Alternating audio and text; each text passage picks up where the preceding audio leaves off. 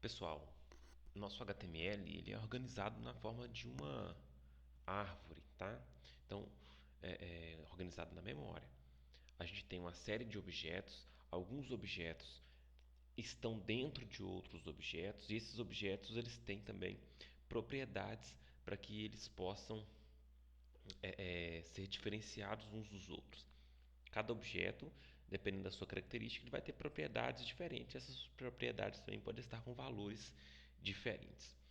Para organizar tudo isso, né, existe o chamado modelo de objeto do documento, ou em inglês, né, a sigla é DOM, a sigla para se referir a isso. Isso aqui é uma ilustração então desse DOM. E em termos práticos, o que esse DOM dá para a gente? Ele dá uma especificação de quais objetos a gente já tem disponíveis diretamente lá no JavaScript para a gente manipular o HTML e quais propriedades e métodos desses objetos a gente consegue acessar para fazer as nossas manipulações. Algumas coisas parecem assim, um pouco abstrato demais, mas algumas coisas a gente já utiliza, tá?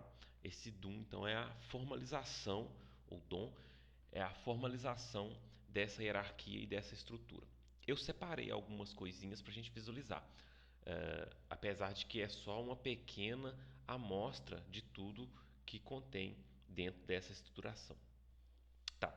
Eu separei isso aqui para a gente dar uma olhadinha, tá? Novamente lembrando, é apenas uma amostra, tá? Tem vários objetos, várias propriedades, vários métodos que servem para a gente manipular o HTML. Só que isso aqui é apenas uma amostra de algumas coisas que são bastante utilizadas, mas existem outras coisas também que são bastante utilizadas que não aparecem aqui.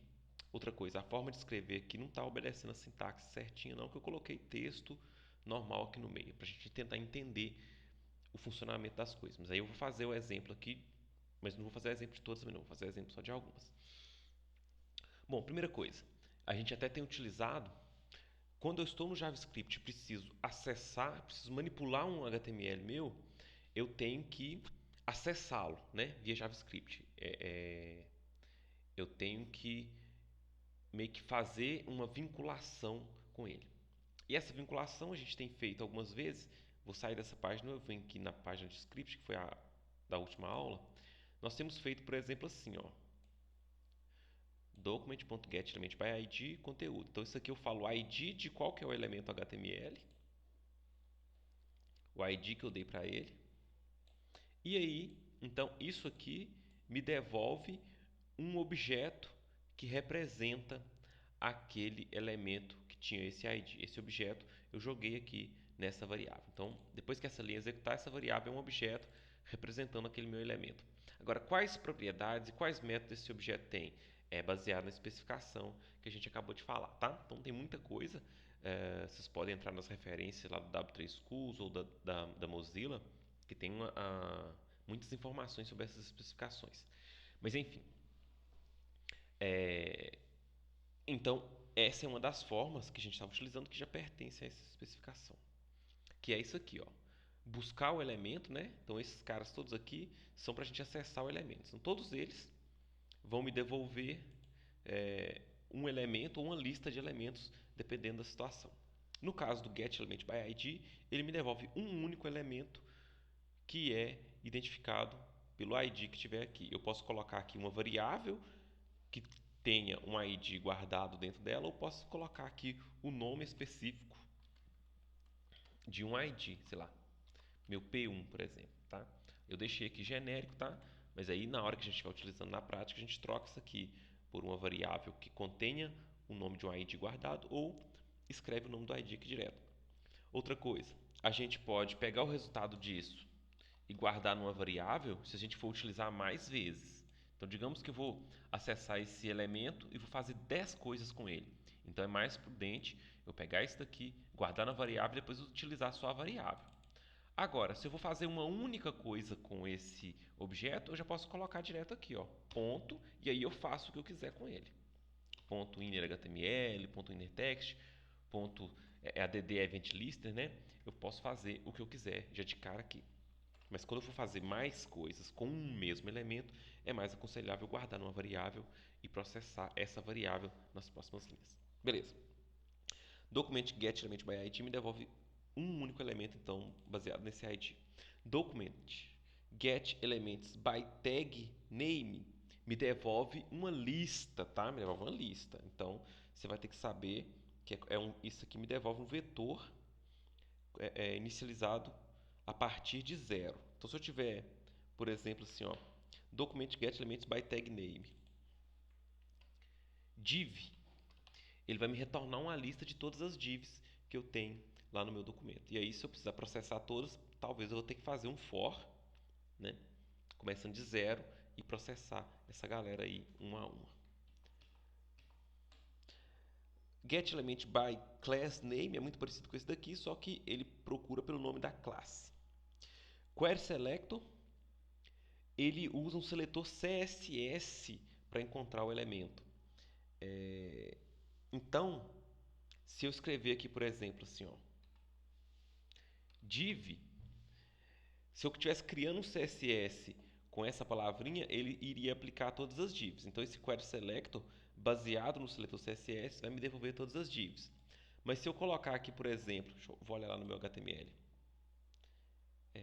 arena aqui, ó. Se eu quisesse pegar só esse elemento aqui, ó, que tem classe arena, eu poderia então vir aqui no meu JavaScript e dizer assim, ó, é classe, né? Classe começa com ponto, então ponto arena.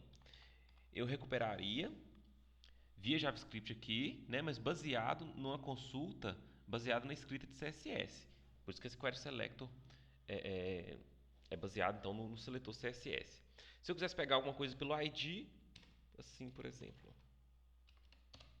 Então, ele dá mais liberdade em relação a pegar simplesmente pelo ID, porque eu posso pegar por outras características também. E ele me devolve apenas um.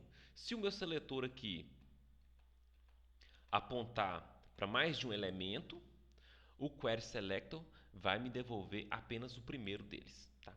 É inclusive a diferença desse método para esse aqui de baixo. Ó. Esse aqui de cima me devolve um único elemento, esse aqui de baixo me devolve uma lista de elementos. Então, esse aqui de baixo vai sempre me devolver um vetor, um array, né? E aí, se eu precisar processar todo mundo, possivelmente vou ter que fazer algum laço de repetição, se forem muitos. Mas se tiver um só, ele vai me devolver um array mesmo assim de uma posição. Então eu vou ter só a posição 0 setada. Beleza. Além desses caras aqui, então, com os quais, né, a gente consegue acessar os elementos via ID, via nome de tag, via nome de classe ou via um seletor CSS, a gente tem uma lista grande, eu separei aqui 5, mas a gente tem uma lista grande de objetos já prontos, que a gente acessa sem ter que mandar buscar assim, ó. Por exemplo, document.anchors me devolve, ou anchors, não sei a pronúncia certa no inglês, né? Ele me devolve uma lista de todos os meus links que eu tenho lá todas as minhas tags as que eu tenho lá dentro do meu HTML. Document.images me devolve uma lista com todas as imagens. Document.forms me devolve uma lista com todos os formulários. Às vezes, se eu tenho um formulário só, a mesma ideia lá de cima, ele vai me devolver uma lista mesmo assim. Se eu tenho um formulário só, eu vou ter que acessar a posição 0 do vetor que isso aqui me devolve. Document.body me devolve um objeto representando o body. Document.url me devolve um objeto representando a URL. E existem vários outros, tá? Lá nas referências vocês podem conferir. Manipular o conteúdo dos elementos. Nós já utilizamos isso aqui, ó, inner HTML e inner text. Eles servem para a gente alterar o conteúdo HTML ou então o conteúdo textual de algum elemento. E eles servem também para a gente buscar, tá? Então, se eu utilizar, por exemplo, ó, alguma coisa, sei lá, variável x recebe isso daqui. Eu estou dizendo que o conteúdo que está lá vai ser jogado na minha variável, certo? Então ele serve tanto para acessar quanto para alterar. Agora, se eu fizer assim, ó, do jeito que estava escrito aqui antes, eu estou dizendo que esse novo conteúdo que eu tiver aqui, pode ser uma variável, pode ser um texto direto aqui, vai ser jogado lá no elemento. Então o elemento que tiver lá na página, ele vai alterar. Eu acho que eu utilizei isso aqui na última aula, em algum momento, deixa eu ver se eu tenho aqui, ó, div conteúdo, que é essa div que eu selecionei aqui, baseado no ID, inner text, recebe o this inner text. Então eu acesso o inner text do elemento this, que foi aquele que foi clicado, pego isso aqui como resultado e jogo no inner text da div conteúdo que eu selecionei aqui em cima.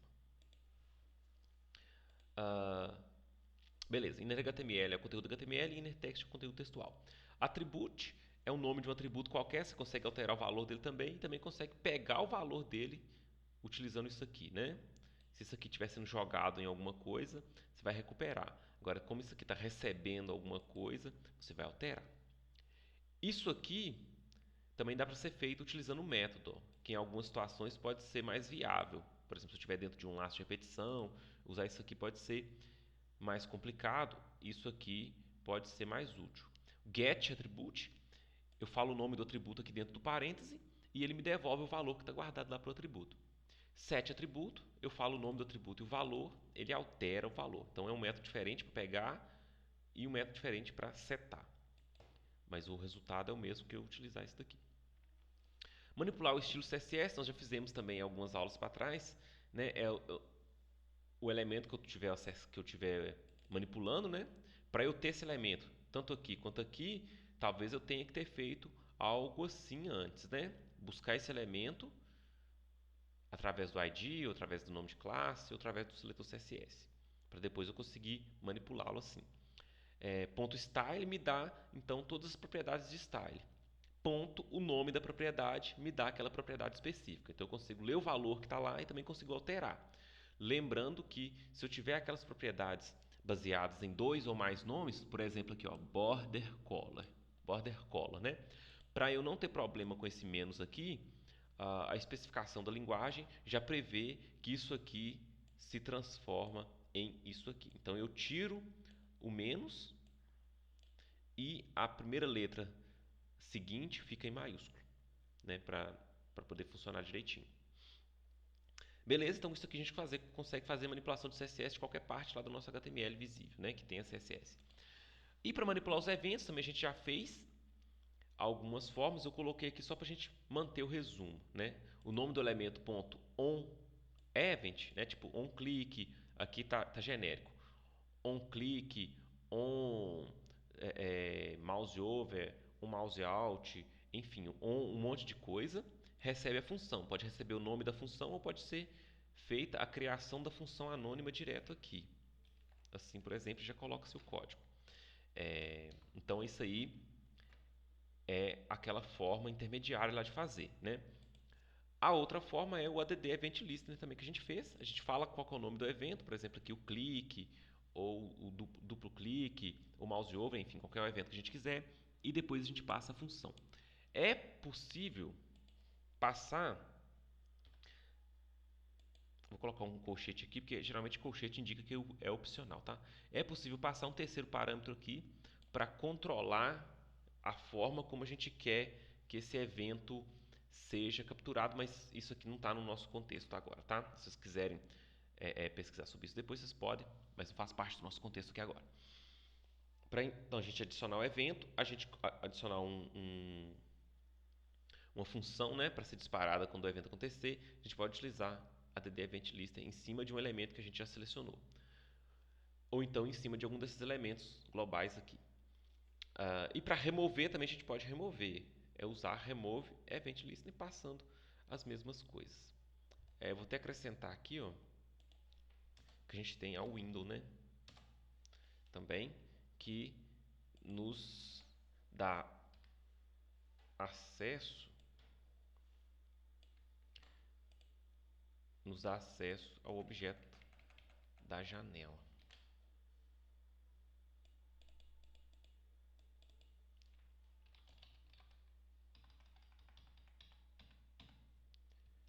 Beleza.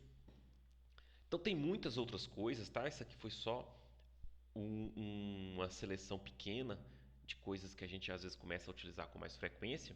Mas aí, tendo liberdade, vocês podem pesquisar sempre que necessário lá nas fontes.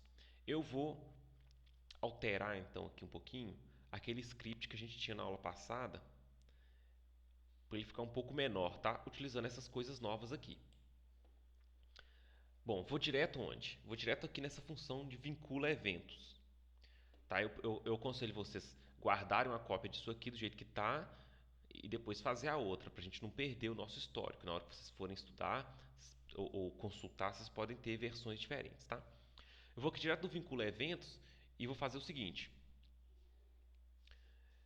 Então, eu aconselho vocês pararem, fazer uma cópia antes de continuar. Beleza. Então, aqui no evento, a gente observa o seguinte, que a gente tem muito código repetitivo aqui, ó. E eu posso, com esses recursos novos, transformar isso aqui num laço de repetição. Então, ao invés de eu selecionar elemento por elemento através do ID, eu vou usar alguma dessas aqui que me devolve lista. Ó. Vou pegar pelo nome da tag. Deixa eu conferir aqui. Se eu pegar pelo nome da tag, vai ser div. Só que eu tenho outras divs também. Então, pode me dar algum conflito, eu vou ter que fazer algum controle. Se eu pegar pelo nome da classe,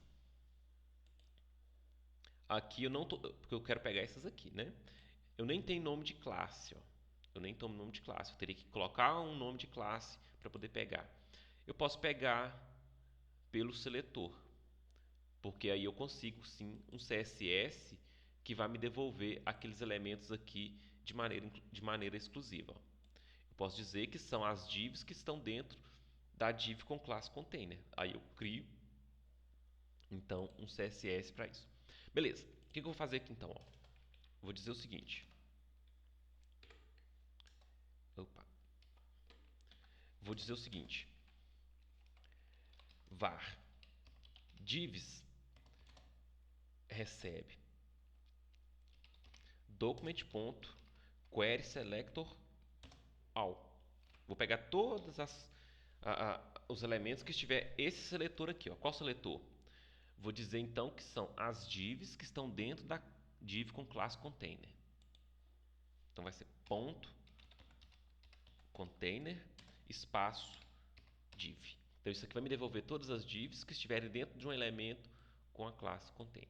Isso aqui me devolve uma lista. Então se eu for acessar um por um, eu posso fazer um for. Tá? Acho que já tem aqui um já pré-preenchido. Beleza. Esse let aqui é para declarar variáveis também, tá? Ele tem umas diferenças conceituais em relação ao var, já que ele apareceu aqui, mas não vou entrar nesses detalhes agora, mas ele é para declarar variável. Assim como o var, apesar de que tem algumas diferenças em questão de visibilidade. Index recebe 0, beleza. Index menor que array.length, no nosso caso o array aqui é o divs, né? Que a gente pegou aqui, ó, ele é um vetor contendo as nossas divs, que estão lá dentro daquele elemento com classe container. Index mais mais. Aí o que eu vou fazer? Eu vou para cada uma delas, divs, posição index, né? Ou se quiser transformar isso aqui em i, também pode. Fica mais comum. Divs, posição i. Aí o acesso normal. Ó. Ponto. Add event listener. Vou fazer essas três coisas aqui, ó. Vou fazer essas três coisas, porém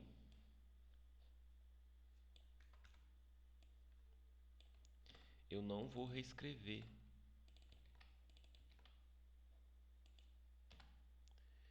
Eu não vou reescrever aqui para baixo.